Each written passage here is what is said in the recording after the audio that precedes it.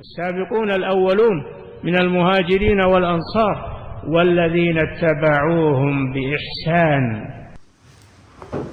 إن الحمد لله نحمده ونستعينه ونستغفره ونعوذ بالله من شرور أنفسنا وسيئات أعمالنا. من يهده الله فلا مضل له ومن يضلل فلا هادي له، وأشهد أن لا إله إلا الله وحده لا شريك له، وأشهد أن محمدا عبده ورسوله. أما بعد. So continuing then with الركائز العشر للتحصيل العلمي, the 10 foundations for the acquisition of knowledge. We come to the 5th foundation today, خامسا الذكاء. The 5th foundation required by the student of knowledge to gain knowledge, to acquire knowledge, is الذكاء, intelligence. والذكاء يكون جبلة ويكون مكتسبا، فإن كان المرء ذكيا قواه، وإلا مرن نفسه حتى يكتسبه. والذكاء من الأسباب القوية المعينة على تحصيل العلم وفهمه وحفظه والتفريق بين المسائل والجمع بين الأدلة وغير ذلك. So the fifth foundation is intelligence. Intelligence can be natural or acquired. So if a person is naturally intelligent, then he strengthens it further. Otherwise, he trains himself until he acquires it. And intelligence is from the strong and helpful means in acquiring knowledge, understanding it, memorizing it, distinguishing between issues, combining between evidences and other than that. So here the Shaykh is talking about intelligence. The student of knowledge needs to be intelligent, needs to be able to understand, to comprehend the evidences, the texts, and needs to be able to differentiate between different issues, needs to be able to memorize, needs to be able to understand and comprehend, needs to be able to combine between evidences. All of those skills are needed by the student of knowledge if he is to make progress in the seeking of knowledge, if he is to make progress with his comprehension and what he has learned and how much he learns, then he needs to have intelligence. Maybe a person is naturally intelligent, and if a person is not, then he needs to focus his mind and work hard with that action of seeking knowledge until he acquires intelligence. Meaning that maybe a person starts off not understanding the evidences very well, not understanding how to work out the rulings from the texts, not understanding what is general, what is specific, not understanding how to apply the evidences. Maybe a person initially does not have that intelligence to be able to understand the affairs. But if that's the case, that type of person strives in continuing and focusing bit by bit until he begins to understand the issues, begins to comprehend what is being said in the texts of the Quran and the Sunnah, begins to understand how to combine evidences, how to understand this narration with that narration. Over time it comes.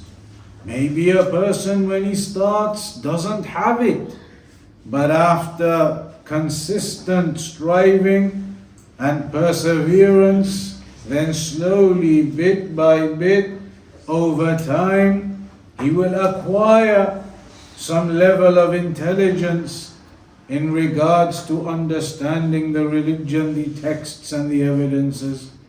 And that's why it comes into this, how the scholars, they always talk about seeking knowledge in stages, bit by bit, small bits at a time until you build it up. Because that methodology of seeking knowledge in stages, bit by bit, it is from the means of a person building a strong foundation and slowly improving and increasing his intelligence and his comprehension and understanding of the religion. And that's why you begin with the smaller books first, and then build your way up to the larger books afterwards.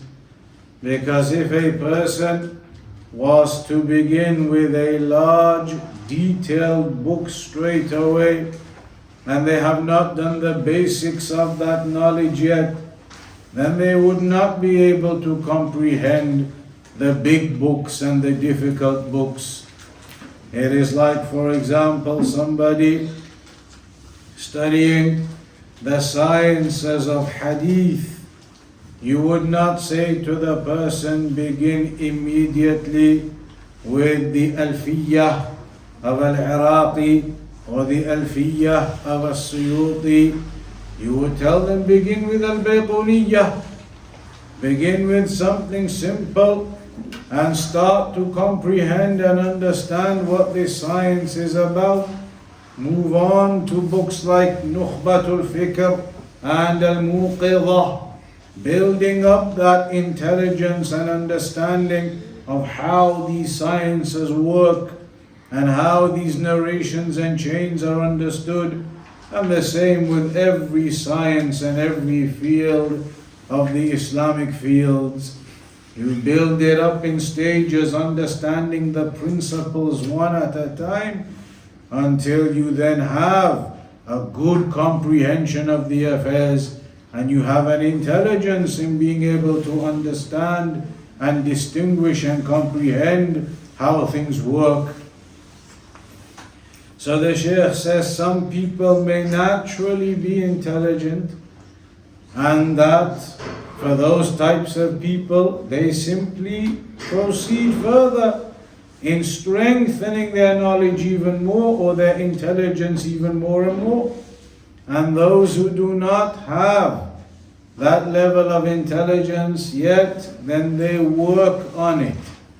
They work on it stage by stage until they become more proficient in their understanding of the texts.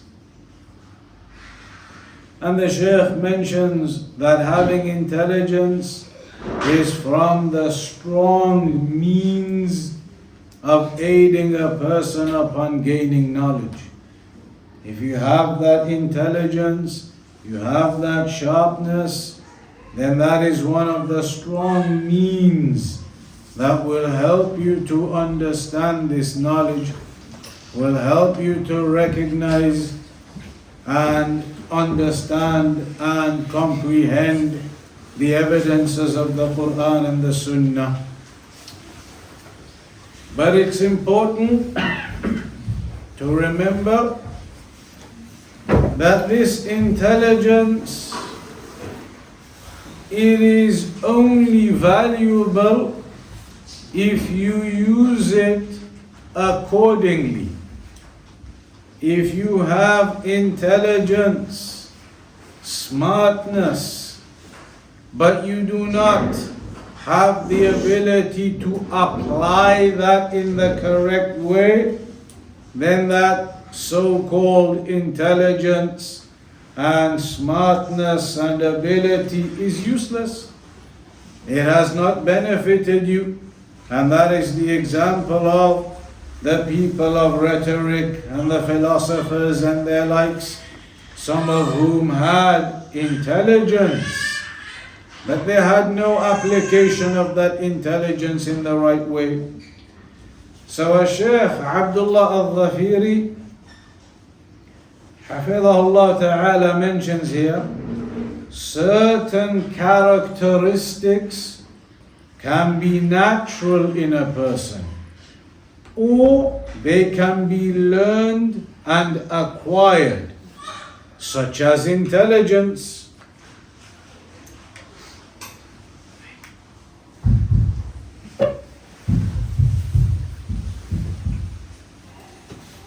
So some characteristics, they can be natural in a person, or they can be learned and acquired, such as intelligence. And from the examples of that are also knowledge and forbearance. As the Prophet ﷺ said, forbearance is only acquired through implementing and practicing to be forbearing. Forbearance is only acquired through implementing and practicing forbearance. And knowledge is only acquired through learning. Knowledge is only acquired through learning. And that's like when one time a Shaykh Salih al-Fawzan, Hafidhahullah Ta'ala, came to the University of Medina to give a lecture.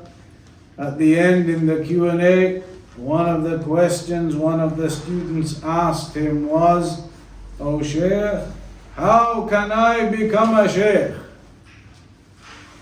That was the question. How can I become a Shaykh? How can I become a scholar? So the Shaykh said to him, his answer was one word. He said to him, "Ta'allam," study, learn. You want to be a Shaykh, you want to be a scholar, then go and study and learn.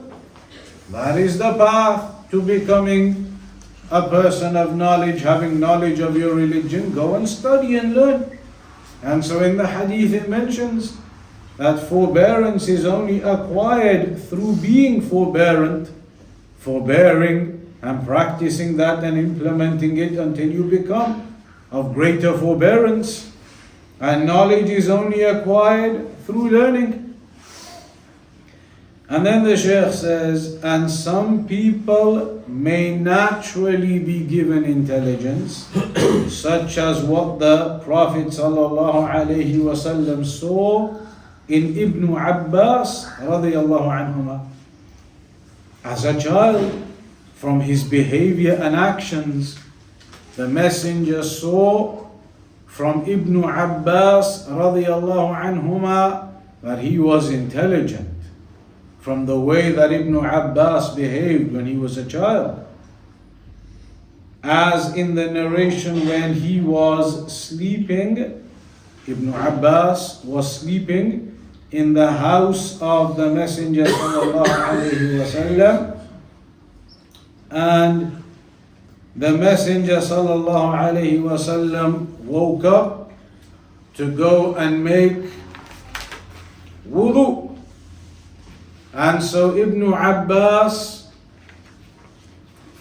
hastened to go and bring water and place it next to the Prophet sallallahu alaihi wasallam without having been asked to do so. He simply saw the Messenger getting up at night, going to go make wudu, and instantly he got up knowing what the Messenger was going to do, got up and got the water straight away and placed it next to the Prophet sallallahu alaihi wasallam. And so it is mentioned that the Messenger sallallahu alaihi wasallam recognized the intelligence of Ibn Abbas. Recognized the intelligence of Ibn Abbas, that Ibn Abbas saw the Messenger getting up, likely for the night prayer, and so instantly he went and got the water without even being asked and placed it next to the Messenger to make wudu with. And so the Messenger saw that Ibn Abbas is intelligent. And for some, and this is the point the Shaykh makes at the end, for some people, this intelligence may be a trial upon them. For some people, this intelligence may be a trial upon them. Like the people of rhetoric who were given intelligence, but they were not given uprightness.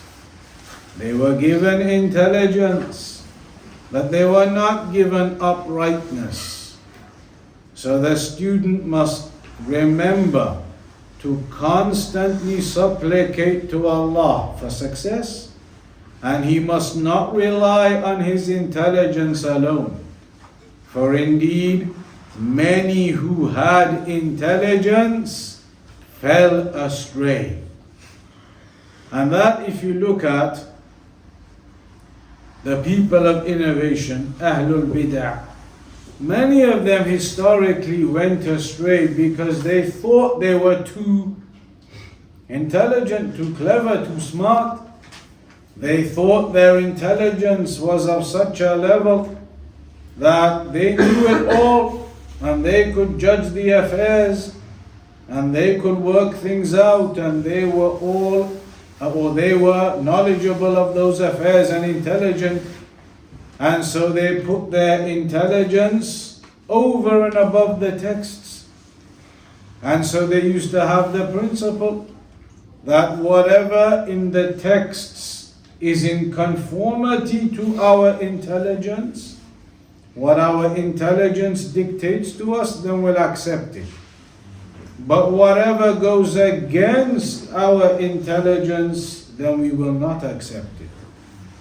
Their principle used to be تقديم العقل على النقل, precedence to their intellects over and above the texts.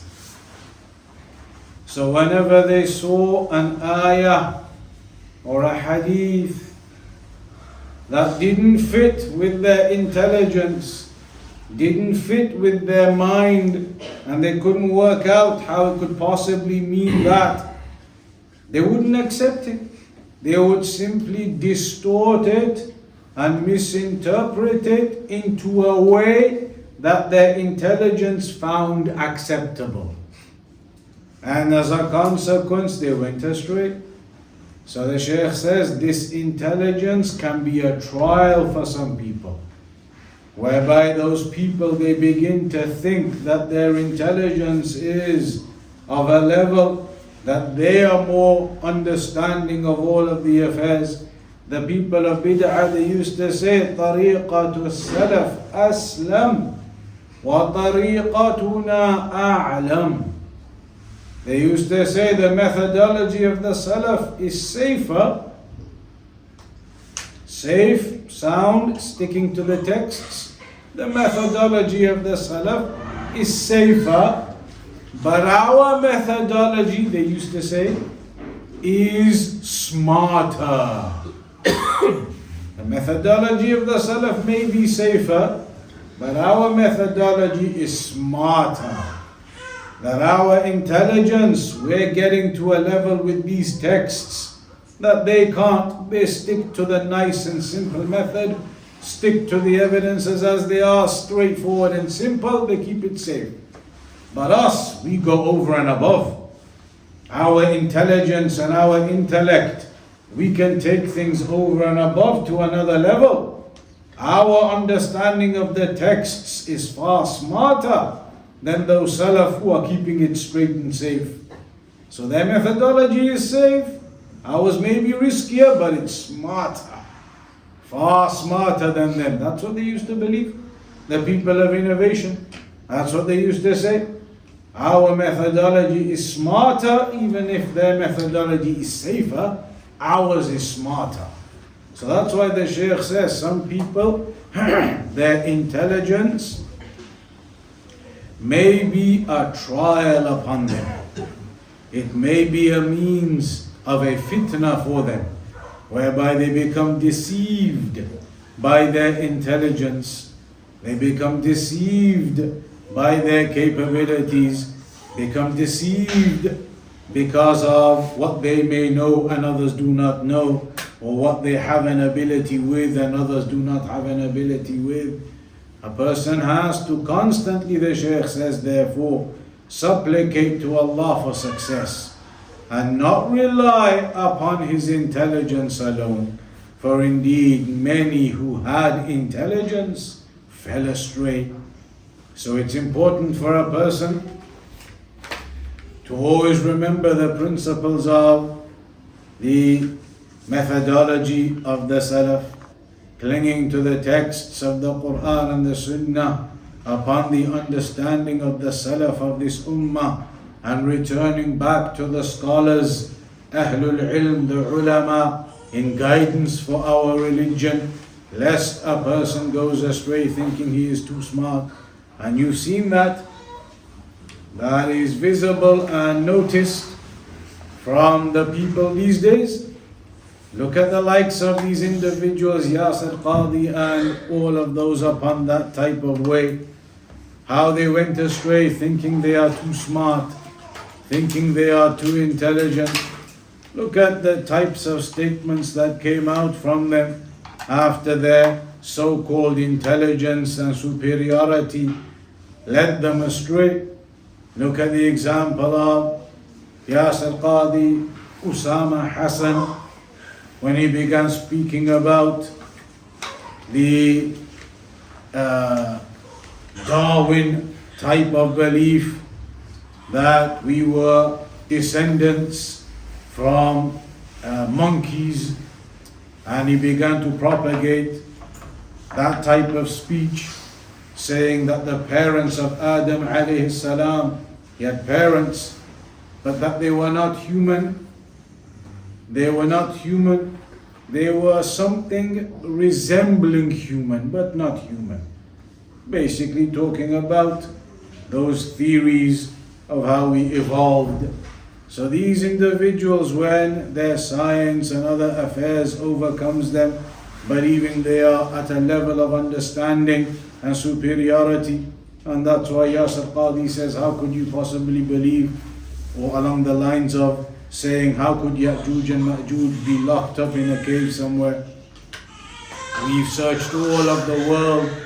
We have gone everywhere in this world. How could there possibly be two tribes of people in a cave like that? They believe that their intelligence gives them a greater understanding of affairs, and so their intelligence leads them astray. And that's why it's a trial upon some. It is important, therefore, to constantly return back to the scholars, to keep that guidance and maintain our path upon the path of the guidance that we get and receive from the scholars. Then after that, the sixth one, the sixth foundation, سادسا الحرص على تحصيل العلم سبب لتحصيله. وإعانة الله تعالى له. Having concern and striving in acquiring knowledge is itself from the means to acquiring it and receiving the aid of Allah. الحرص على تحصيل العلم, striving and having concern in acquiring knowledge, that itself is a means to you eventually acquiring knowledge and receiving the aid of Allah. Wallahu ta'ala yaqul, and Allah subhanahu wa ta'ala says, إِنَّ اللَّهَ مَعَ الَّذِينَ اتَّقَوْا وَالَّذِينَ هُمْ مُحْسِنُونَ. That indeed Allah subhanahu wa ta'ala is with those who fear Him and those who are the muhsinun, the good doers. وَالْإِنسَانُ إِذَا عَرَفَ أَهْمِيَّةَ الشَّيْءِ حرص على تحصيله والعلم أعظم شيء يتحصله المرء فعلى طالب العلم الحرص الشديد على حفظ العلم وفهمه ومجالسة العلماء والتلقي عنهم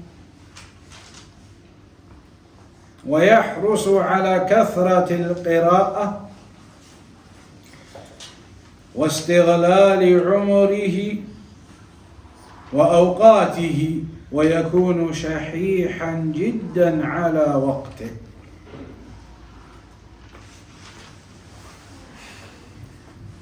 So a person, the Shaykh says, if a person recognizes the importance of something, then he gives it concern and strives to acquire it.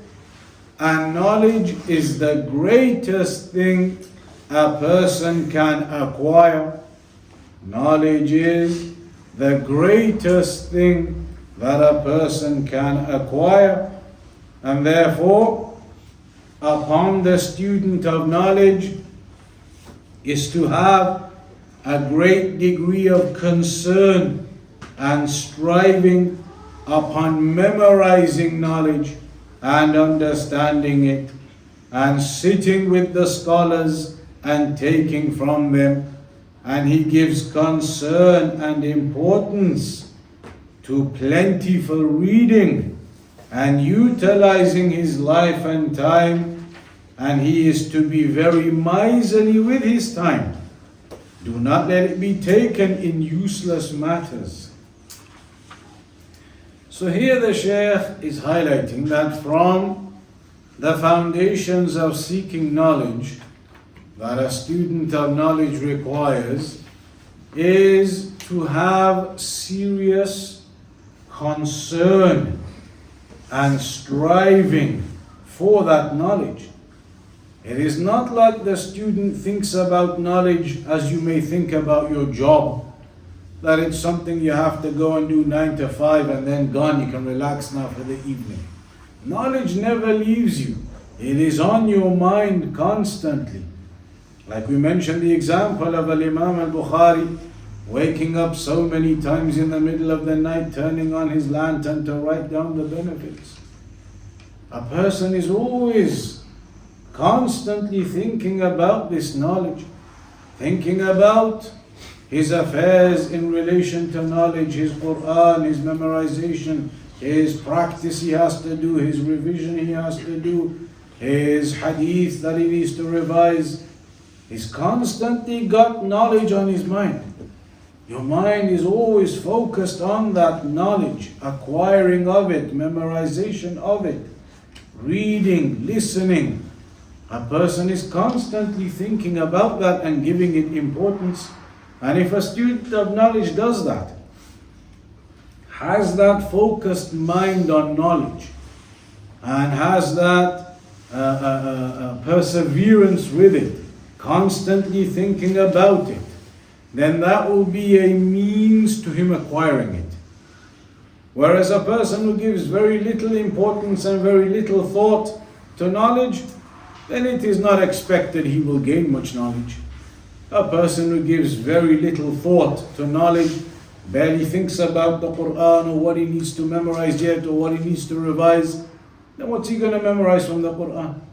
Barely even thinks about it, doesn't even come to his mind that I've only memorized one juz, I need to do something, doesn't even occur to him. And how is he going to go do it? But a person who is thinking about these affairs constantly, he's thinking, I know 5, I want to know 10. I know 10, I want to know 15 juz. I know 15, I need to get to 20. He gets to 20, it's on his mind, I need to get to 25. Gets to 25, it's still on his mind, I need to finish those last few. When he finishes, it's still on his mind, I need to review it regularly and practice it so I don't forget. When it comes to the affairs of learning the books and texts and mutun, he does some chapters and it's on his mind, I need to revise that so I don't forget it. I need to memorize some hadith here, I need to memorize evidences there. A person who has knowledge on his mind, then that will be a means to push him to gain that knowledge. But a person who doesn't have it on his mind at all, barely even gives it consideration, then he's barely going to make any steps to gain that in the first place.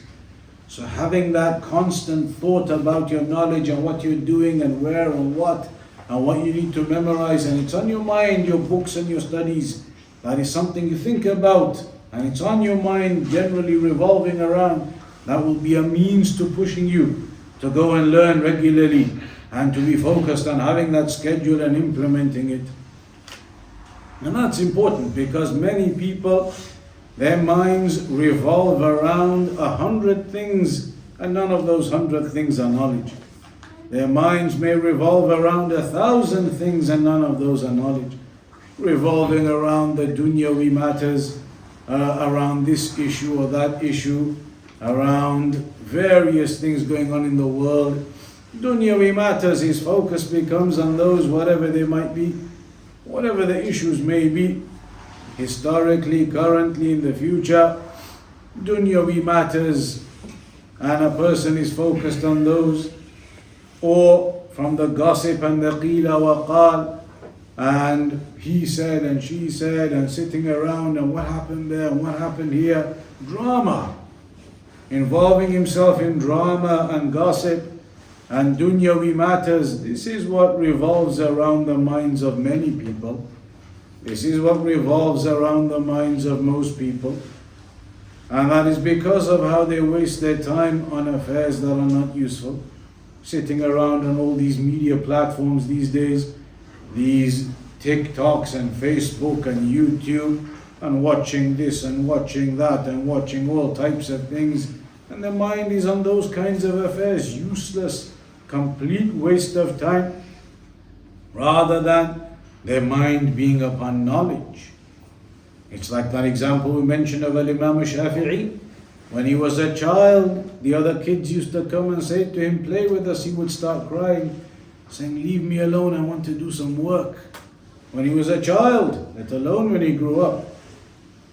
So, in this point, the Shaykh is saying, the student of knowledge, his mind should be fixed upon knowledge, thinking about his knowledge, focused on his knowledge, his mind revolving around those affairs constantly every day.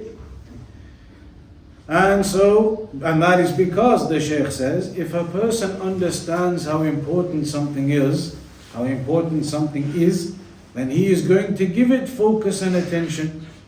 If you realize how important knowledge is, you're going to give it focus and attention. If you don't, and the dunyawi matters or the gossip are more important to you, then that's where a person will end up using his time in that wasteful usage. So the Shaykh says the student needs to give a lot of importance, strive to be precise in his knowledge, to be precise in the various issues and topics of knowledge, to memorize the texts and build up his knowledge carefully in stages. And a student must have a desire for knowledge and strive for it, utilizing his time in it, sitting with the scholars, and revising with his fellow students, and he must not waste his time. And the Prophet ﷺ said, there are two blessings. Many people incur loss, wastage in them: good health and free time. A person has good health and he has free time. In those circumstances, the circumstance of when you're in good health, the circumstance of when you have free time, that is when a person is likely to waste their time. They waste their good health, they waste their free time. So the Shaykh says, how many students you find waste their time, and you do not find them keen to utilize their life and time in knowledge. So a student must not allow his time to be wasted with his friends and colleagues in useless regular sittings and trips and outings. A person does not allow his time to be wasted. Rather, you have focused on memorization of knowledge, understanding of knowledge, sitting with the scholars and learning from them, doing lots of reading, and utilizing your time and life upon that knowledge. That is what a student of knowledge needs to have his priorities focused on.